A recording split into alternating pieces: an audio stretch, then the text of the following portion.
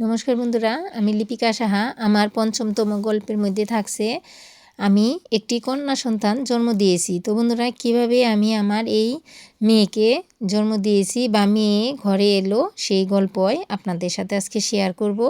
বন্ধুরা, আমার ছেলে হয়েছে প্রথম বাচ্চা হওয়ার ভিতরে আমার কোনো আনন্দ ছিল না। তারপরেও প্রথম বাচ্চা 6 বছর পরে আমার হয়েছে, বিয়ের 6 বছর পর প্রথম বাচ্চা হয়েছে। তো ছেলে হোক অথবা মেয়ে হোক, আমার কোনো আফসোসই ছিল না, যে প্রথম বাচ্চা যা হয় তাতেই আমি খুশি। তো ছেলে হয়েছে, আমি খুশি। তো বন্ধুরা, আমি মেয়ে বাচ্চা আগে থেকেই আমি খুব ভালোবাসতাম। মানে আমার মেয়েদের সাজাইতে ভালো লাগে, ডিজাইনে পোশাক পরাইতে ভালো লাগে, আর মেয়েদের চুল বাঁধতে ভালো লাগে। মানে আমার মেয়েদের খুব, মানে মেয়ে বাচ্চা আমার খুবই পছন্দ। এখনও আমি মেয়ে বাচ্চা খুব পছন্দ করি, ছেলে বাচ্চাও পছন্দ করি। ছেলেদের তো অতটা সাজানো যায় না, তো মেয়েদের সাজানো যায়, এই বিধায় আমি মেয়েদেরকে বেশি ভালোবাসি। তো বন্ধুরা, আমার ছেলে হয়েছে, তারপরে ছেলে বড় হয়েছে, মানে 4 বছর হয়ে গেছে ছেলের। তো আমার মেয়ে বাচ্চার খুব শখ হয়েছে। তো আমার হাজব্যান্ড চলে যাবে বিদেশে, তখন আমি মানে করছি, আমার ইচ্ছা ছিল যে উনি বিদেশ চলে যাবে, কয় বছর পরে আসে, উনি কাজের যাবে, মানে একটা চাকরির খুঁজে উনি বিদেশ যাবে, মানে চাকরি হয়ে গেছে, উনি সেখানে যাবে একটা কোম্পানির চাকরিতে। তো আমি ভাবলাম যে আমি এই সুযোগে একটা মেয়ে বাচ্চা নিয়ে নিই, কারণ উনি অনেক বছর পর আসবে বাংলাদেশে। তখন আমার ছেলে মেয়ে দুইটাই আমার বড় হয়ে যাবে, আমি একসাথে দুইটা বাচ্চা বড় করে নেব। তো বন্ধুরা, তখন আমার শাশুড়ির কাছে আমার মা বলছিল যে বিয়ান, এখন আপনার ছেলে বিদেশ চলে যাবে, তাহলে পরে নাতি হয়েছে, প্রথম সন্তান ছেলে হয়েছে, তো এখন একটা মেয়ে বাচ্চা দরকার আছে, বা আরেকটা দ্বিতীয় বাচ্চা দরকার আছে। একটা বাচ্চার উপরে মানে ঝরি যায়, ও শরীর ভালো থাকে না, অসুস্থ থাকে। আমার ছেলে বেশিরভাগই অসুস্থ থাকতো ছোটোবেলায়। তো সবাই বলতো, আর দুষ্টু ছিল অনেক। সবাই বলতো যে ওর এই দুষ্টুমি করাই, আইরামি করা, অনেক আইরামি করতো, অনেক জেদি ছিল, অনেক মানে পাজি ছিল। হ্যাঁ, তো সবাই বলতো যে ওর পিঠে আরেকটা ভাই হলে অথবা বোন হলে ও শান্ত হয়ে যাবে, ও ভালো হয়ে যাবে, ও এত দুষ্টুমি করবে না, আর ও অসুস্থ থাকে প্রচুর, ও এত অসুস্থ হবে না। ওর ভাই আসলে অথবা বোন আসলেই ও সুস্থ হয়ে, মানে ভালো হয়ে যাবে। তো সেই তার জন্য না, আমি এমনিতেও আরেকটা বাচ্চা আমি পছন্দ করতাম, মানে নেওয়ার জন্য ইচ্ছা ছিল। তখনই মনে করেন যে আমি আমার শাশুড়ির কাছে আমার মা বলছে যে আরেকটা বাচ্চা নেওয়ার জন্য, যে আপনার ছেলে বিদেশ চলে যাবে, কত বছর পর আসে, 4 বছর 5 বছর পর আসে, কি না আসে, কবে আসে তা ঠিক নাই, তো এই ফাঁকে আরেকটা বাচ্চা নিয়ে নেন। আমরা দুইজনে মিলে আমরা দুই নাতি নাত করে আমরা পাইলে বড় করে দিতে পারবো। তো আমার শাশুড়ি আমার হাজব্যান্ডকে বলছে যে এই একটা বাচ্চাই যথেষ্ট, আর বাচ্চা নিবি না, একটা ছেলেই যথেষ্ট। হ্যাঁ, আর মেয়ে বাচ্চার দরকার নাই, আর কোনো বাচ্চার দরকার নাই। তো শাশুড়ি আমারে বলছে যে আরেকটা বাচ্চা নেওয়ার কথা, তুই গুলাম নিবি না, তুই গুলাম নিবি না। তো বন্ধুরা, তখন আমার স্বামীও বলছে আমার শাশুড়ির কাছে যে ঠিক আছে, আমি আর বাচ্চা নিব না, আমার একটা বাচ্চাই থাকবে। বন্ধুরা, আমি যখন দ্বিতীয়বার মা হই, যখন আমার মেয়ে সন্তান গর্ভে আসে, যখন 1 মাস যে 1.5 মাস হয়েছে, মানে গর্ভে, শুধু আমিই বুঝতে পারছি যে আমার গর্ভে বাচ্চা আসছে, আর কেউ জানে না, ভগবান, মানে ভগবান ছাড়া আর কেউ জানে না। আর আমি কারো কাছে বলি নাই, কারণ কারো কাছে বললে ওই কেউ বাচ্চা নিতে দেব না, নষ্ট করে ফেলাইব, তাই আমি এই কথাটা গোপন রাখছি। ঠিক তখনই একটা আমাদের এখানে মাজার আছে, কালুসার মাজার, খুব জাগ্রত মাজারটা, মাজারে যে যা মান্তি করে সেই মান্তি পূর্ণ হয়। তো বন্ধুরা, আমি সেই মাজার থেকে মহরমের মধ্যে 10 দিন মহরম ছিল, 10 দিন মহরমের মধ্যে একদিন ওই কালুসার এক ভক্ত এসেছিল। ভক্ত এসে ওই সিন্নির জন্য আইসে বলে যে আমাকে সিন্নি দাও, মানে চাল, আলু, টাকা যে যা দেয়, তো তার নামে ওই সিন্নি দান করতে হয়। তো উনি আসছে, করলো যে আমি 10 দিন বইরে আমি মহরমের চাল নিতাছি, নিয়ে মাজারে দিয়ে তারপরে আমি রোজা ভাঙ্গি, রোজা থাইকে উনি সব এই চাল নেয়, চাল নিয়ে তারপরে ওই মাজারে দিয়ে তারপরে উনি খাবার খায়। তো ওই দিনকে 10 দিন ছিল, 10 দিন ছিল ওনার, ওই দিনই শেষ দিন ছিল। উনি আমারে বলল যে আজকে আমার 10 দিন হয়ে গেছে, আমাকে সিন্নি দাও, আমি আজকে মাজারে দিয়ে আসবো। হ্যাঁ, পরে ওনাকে আমি চাল দিছি, আলু দিছি, 10টা টাকা দিছি। উনি দেওয়ার সাথে সাথে উনি আমার মুখটা দেখে বলল, তোমার ঘরে ভাগ্যবতী সরস্বতী আইসা পড়ছে। পরে আমি বললাম যে আমার গায়ের লোম জ্বালিয়ে গেছে, কারণ আমার ঘরে আমার পেটের সন্তান শুধু আমিই জানি যে আমার 1.5 মাসের বাচ্চা আমি কনসিভ করছি। তো এটা কেউ জানে না। উনি আমার মুখটা দেখেই উনি বলে দিল যে ভাগ্যবতী সরস্বতী এসে পড়ছে। তখন আমি হ্যারে বললাম যে আপনি কি করে জানলেন আমার ভিতরে যে আমার যে বাচ্চা হবে এটা আপনি জানলেন কি? কয় কি, আমারে স্বয়ং কালু সাই আমারে দেখিয়ে দিছে যে কার কার কি হবে ওটা আমি নিজেই দেখেই বলতে পারি।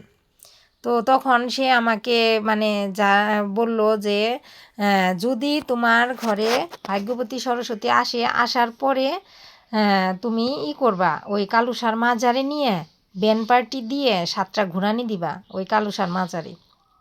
ওই মাজারের চারিদিক দিয়ে 7বার ঘুরতে বলছে ব্যান্ড পার্টি নিয়ে। আর আগরবাতি মোমবাতি সিন্নি দিতে বলছে। আগরবাতি মোমবাতি দুধ কলা বা ওইখানে যে যা মানতি করে, বাতাসা কিছু না পারলে বাতাসা দিলেও হয়। হ্যাঁ, ওইখানে মেলা হয়, বিশাল বড় উৎসব হয় এখানে আমাদের বাড়ির পাশেই। অনেক মানে ওইখানে বড় অনেক দূর দূরান্ত থেকেও বড় বড় শিল্পীরা এসে এখানে মেলার মধ্যে আসে থাকে। 3 দিন 4 দিন ভৈরা মেলা হয়, বিশাল আয়োজন হয় সেখানে।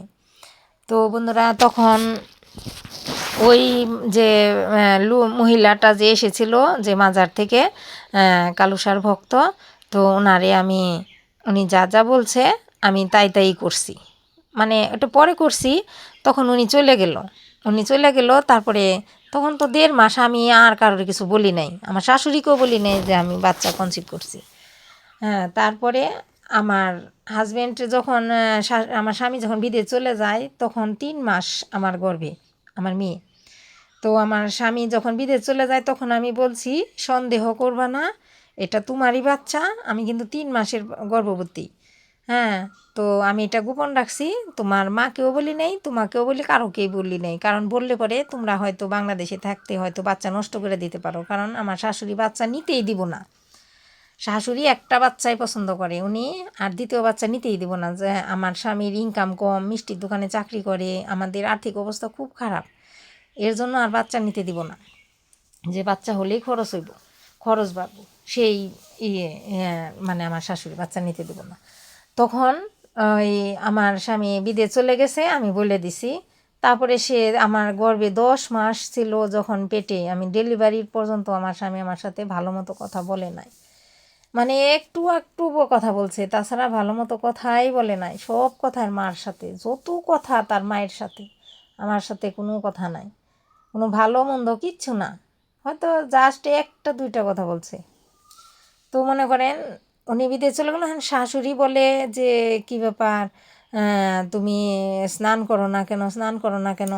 পরে আমি কই কি যে আমি তো স্নান করি না 5 মাস ধরে।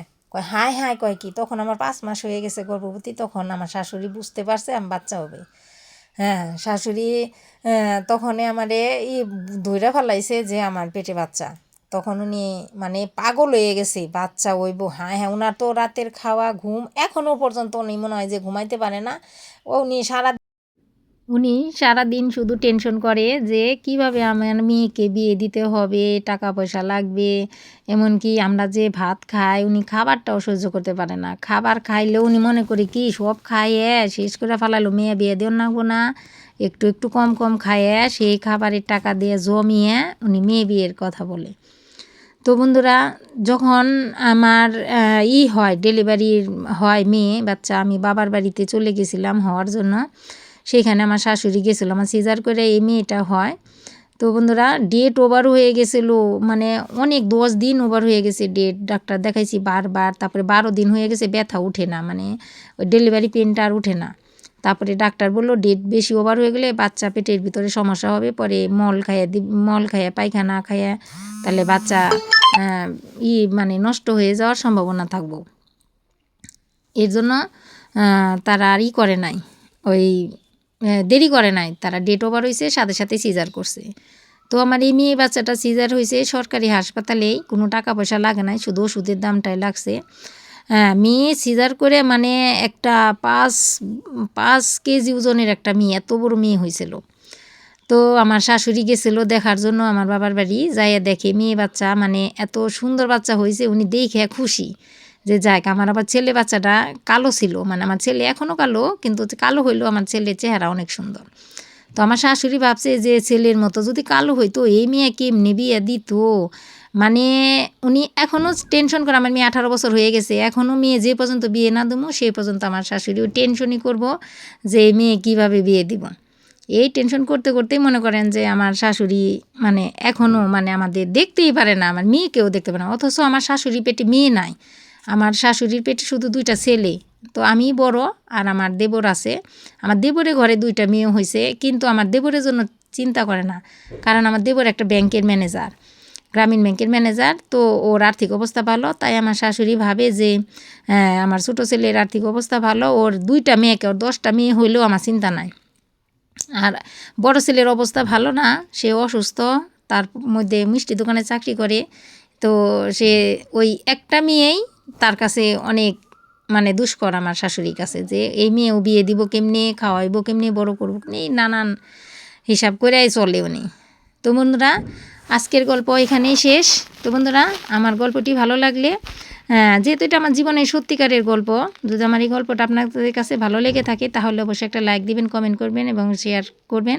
আর অবশ্যই নতুন বন্ধুরা সাবস্ক্রাইব করে নেবেন, আমি যেন আরও অনেক বড় হতে পারি, অনেক দূরে এগিয়ে যেতে পারি, আরও সুন্দর সুন্দর গল্প বলে আপনাদের শোনাতে পারি। তো বন্ধুরা আমি যে গল্পই বলি না কেন এগুলো সব আমার জীবনের সত্যিকারের গল্প, আমি কোনো বানিয়ে মিশা কথা বলতেছি না।